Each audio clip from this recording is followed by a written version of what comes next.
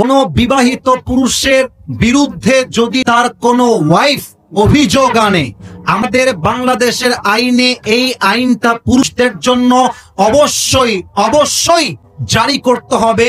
Wife কোন অভিযোগ করলে বিশ্বাসযোগ্য হবে না, ওয়াইফকে যথারীতি এভিডেন্স প্রমাণ করতে হবে। আমি একটা কথা পুরুষদেরকে জিজ্ঞেস করতে চাই, হে পুরুষেরা, আমি নিজেও তো পুরুষ, আপনারাও পুরুষ।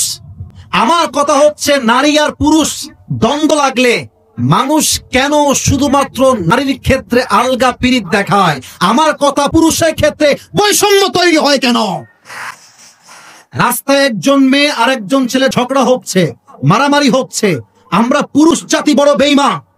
আমরা আগে গিয়ে নারীর পক্ষপাতিত্ব করি এবং এটার সুযোগ নিয়ে কিছু নারী পুরুষের চরিত্রে কলঙ্কিত করে রেখে দেয়। যুবক ভাইরা, আমি সব নারীকে এক পাল্লায় মাপতে চাই না। অনেকে বিয়ে করেছেন, অনেকে বিয়ে করেন নাই। আপনার ওয়াইফ যখন বিয়ের পরে আপনাকে নিয়ে অভিযোগ তুলবে সমাজের চোখে, মেম্বারের সামনে, সোশ্যাল মিডিয়ায়, ফেসবুকে, ইউটিউবে, তখন বুঝবেন ঠেলা কাকে বলে, জ্বালা কাকে বলে। এই জন্য আমি বলি, এমন মেয়েকে বিয়ে করা উচিত যে মেয়ের সঙ্গে ডিভোর্স হয়ে গেল সেই মেয়ে পুরুষের সম্মানে আঘাত করার চেষ্টা করবে না। দুই নাম্বার আরেকটা কথা বলতে চাই, আমার প্রিয় কলিজার টুকরা সম্মানিতা বোনদের জন্য। আমি জানি আমার বোনেরা আমাকে প্রচন্ড সম্মান করেন, কারণ আমি আমার বোনদের পক্ষে কথা বলি। আমি আসিফ হুজুর যুবকদেরকে নিয়েও বলি, মা বোনদেরকে নিয়েও বলি, বোন, যখন আপনি নিয়ত করেছেন স্বামীর বিরুদ্ধে অভিযোগ নিয়ে আসবেন সমাজের সামনে, আপনার যে তালাক হবে এটা কপালে লিখে নিয়ে তারপরে মাঠে নামবেন। আমরা পুরুষ জাতি বড্ড সেনসিটিভ, আমরা সব সহ্য করব, কিন্তু আমার চরিত্রে কেউ আঘাত দিবে, আমাকে কেউ কলঙ্কিত করবে, তার সঙ্গে আমি আজীবন সংসার করব, এটা কষ্টিন কালো সম্ভব হতে পারে। আর একটা কথা বলতে চাই মেয়েদের জন্য, এটা অনেক মেয়েদের গায়ে লাগতে পারে, বাট চাপায়ের মাটিতে বলতে আমি বাধ্য হচ্ছি। মাথায় রাখবেন, ডিভোর্স হইলে পুরুষের কোনো ক্ষতি হয় না, সব ক্ষতি একজন মেয়ের হয়। আপনার জন্য একটা বিয়ে জায়েজ, আপনি আমারে ছাড়বেন, আই ডোন্ট কেয়ার। আপনার জন্য একটা বিয়ে জায়েজ, আমার জন্য 4টা বিয়ে জায়েজ। আপনি আমার সঙ্গে বেইমানি করে 2 পয়সা ক্ষতি করতে পারবেন না, এবং আপনি একবার কলঙ্কিত হয়ে গেলে আপনার পুরো জীবনটাই প্রশ্নবিদ্ধ হয়ে যাবে। 3 নাম্বার কথা বলে আমি আমার ভূমিকার কথার ইতি টানতে চাই, কারণ আমাকে কোরআন থেকে তাফসীর পেশ করতে হবে। I don't have enough time, আমার কাছে খুব লম্বা চড়া সময় নেই।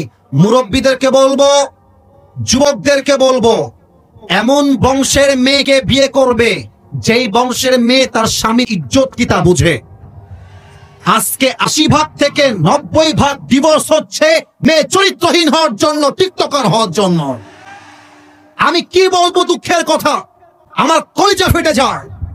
ক্লাস 7 এর মেয়ে 8 এর মেয়ে পার্কে গিয়ে প্রেম করে বেড়ায়, ক্লাস 5 এর মেয়ে টিকটক উলঙ্গ ভাবে নেচে বেড়ায়। আমার অবাক হয়ে যায় এই কথা বলতে গিয়ে। 18 বছরের আগে নাকি বিয়ে করা যাবে না, কিন্তু যেই মেয়েটা 12 বছর বয়সে, 13 বছর বয়সে ইজ্জত দিয়ে বেড়ায়, তার আইনটা কোথায় আপনারা বাড়াবেন আমাকে বলেন। আমি আমার ওয়াজে স্পষ্ট ভাষায় বলেছি, বিয়ের ক্ষেত্রে আইন চেঞ্জ করতে হবে। 18 বছর নয়, মেয়ের বয়স হয়ে গেলে চরিত্রবান যুবক দেখে বিয়ে দেওয়া লাগবে। আর মেয়েদেরকে বলবো, বিয়ের সময় আসলে কিছু মেয়ে আছে দেখবেন টাকা পাইলে বুইড়া টাকলার সঙ্গে বিয়ের পিড়িতে বসে যায় না। চাপায় এরকম মেয়ে তো নাই, আছে আছে আছে। প্রিয় বোনেরা, টাকা দেখে বিয়ে করবেন, টাকা পাবেন, বাড়ি পাবেন, গাড়ি পাবেন, বাট মনের শান্তি বলেও তো একটা কথা আছে। এটা কথা মাথায় রাখবেন। আমার এই কলিজার টুকরা যুবক যারা আজকে এই শিবগঞ্জ মাটিতে এসেছে, ওরা আজকে জিরো হতে পারে, ওরা কাকে হিরো তো হতে পারে। আপনি যে টাকলাকে টাকার জন্য বিয়ে করছেন, আগামীতে এমন একটা দিন আসবে এই যুবকগুলো অফিসের বস হবে, টাকলা তার স্টাফ হয়ে কাজ করবে। वक्त हमेशा एक नहीं होता मेरे दोस्त, वक्त बदलता है, लेकिन वक्त बदलने के लिए खुद को कोशिश करना पड़ता है। समय পরিবর্তনশীল, কালকের জিরো আগামী পরশু কিন্তু হিরো হতে পারে। অতএব অতএব আপনি মুরব্বীকে অবহেলা করতে পারবেন, বাট যুবককে আপনি অবহেলা করতে পারবেন না, সে ইতিহাস বদলায় ফেলতে পারে। আল্লাহ মেয়েদেরকে বোঝার তৌফিক দান করে, সবাই আমিন। আর বাবাদেরকে বলবো, বাবারা মেহেরবানি করে আপনি আপনার ছেলেকে বিয়ে দিয়ে দেন, প্লিজ বিয়েটা দিয়ে দেন। আপনার ছেলে যদি গুনাহে জড়িয়ে যায়, এর প্রত্যেকটা দায়ভার কিয়ামতে আপনাকে বহন করতে হবে। আল্লাহ বাপজানদেরকে বোঝার তৌফিক দান করে পড়া আমিন।